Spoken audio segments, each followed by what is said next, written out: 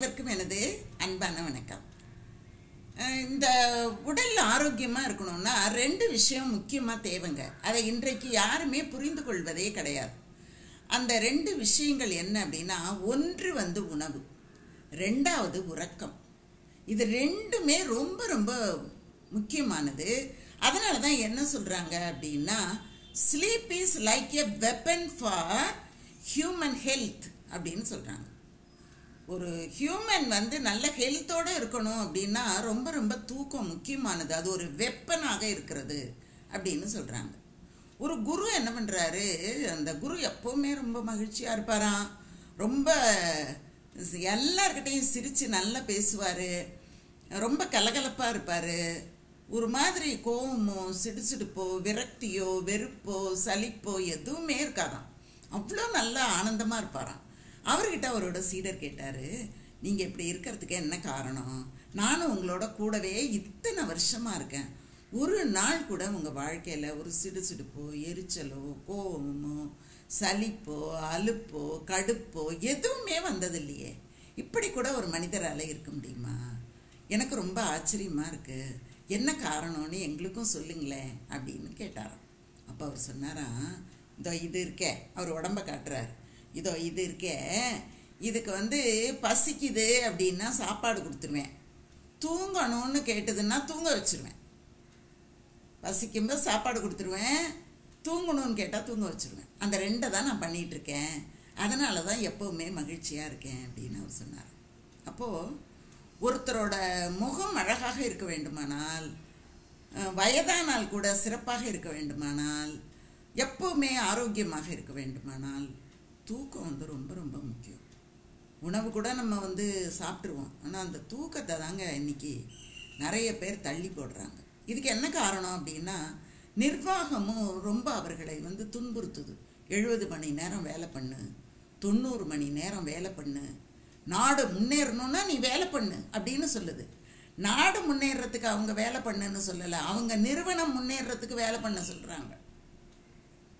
அப்படி கஷ்டப்பட்டு வேலை பண்ணி அவங்க குடும்பத்தை கூட பார்க்க முடியறது இல்லைங்க. ஒரு மனிதன் அலுவலகத்தில் வேலைக்கு போகிறான்னா அவன் என்ன தனி மனிதன்? அவனுக்கு குடும்பம் இருக்குது, குழந்தைகள் இருக்குது, பெற்றோர்கள் இருக்காங்க, அவனுக்கு நண்பர்கள் இருக்காங்க, அவனுக்கு உறவுகள் இருக்காங்க. அத்தனை பேரோடையும் அவங்க இருக்கணும்.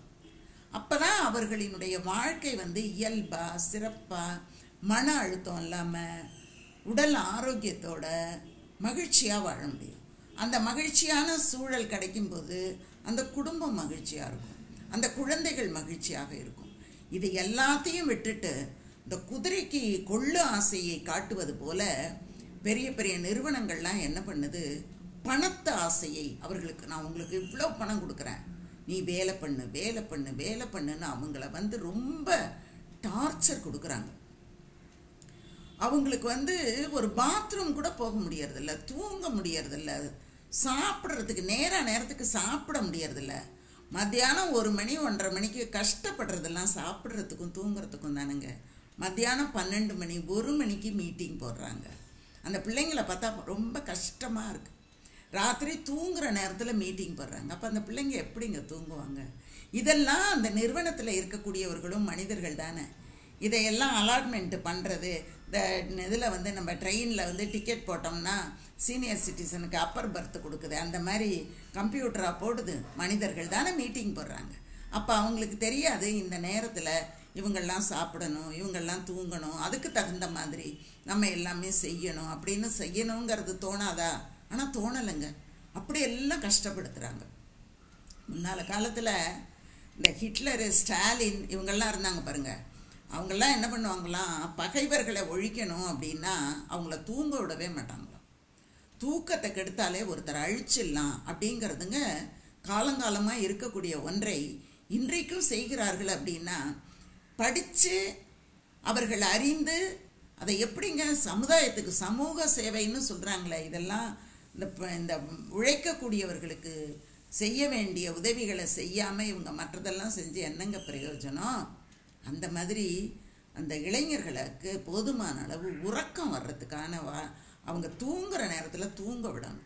சீனாவில் என்ன பண்ணுவாங்களாம், சிலரோட ரகசியங்களை கண்டுபிடிக்கணும் அப்படின்னா படுக்க முடியாமல் நிற்கிறக்கூடிய அளவுக்கு உட்கார கூட சிரமப்படுற அளவுக்கு ஒரு அறை ஒன்று இருக்குமா. அந்த அறையில் அவங்கள நிற்க வச்சுட்டு மேலே இருந்து தண்ணி சொட்டு சொட்டாக அப்படி உச்சந்தலையில் சொட்டுமா.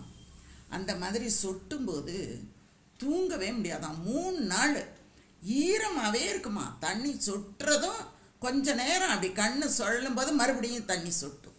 இப்படியே அவங்கள தூங்க விடாமல் செஞ்சு ரகசியங்களை வாங்குவாங்களாம். அந்த மாதிரி இந்த உறக்கம் அப்படிங்கிறதுங்க ரொம்ப ரொம்ப முக்கியமான ஒரு விஷயம். அதை எல்லாருமே புரிஞ்சுக்கணும். இரவு நேரத்தில் நள்ளிரவில் பேய் பிசாசு மாதிரி இந்த சாப்பாட்டுக்கு அலையிறது, ராத்திரி 2 மணிக்கு பிரியாணி, 1 மணிக்கு பிரியாணி, இந்த மாதிரி உணவு பழக்கங்கள்லேயும் ஒரு முறையை கடைப்பிடிக்காமல் இருக்கிறது, உறக்கத்திலையும் ஒரு முறையை கடைப்பிடிக்காமல் இருக்கிறது அப்படிங்கிறது ஒரு ஆரோக்கியமற்ற சமுதாயத்தை உருவாக்கும் அப்படிங்கிறத எல்லாரும் புரிஞ்சுக்கணும்.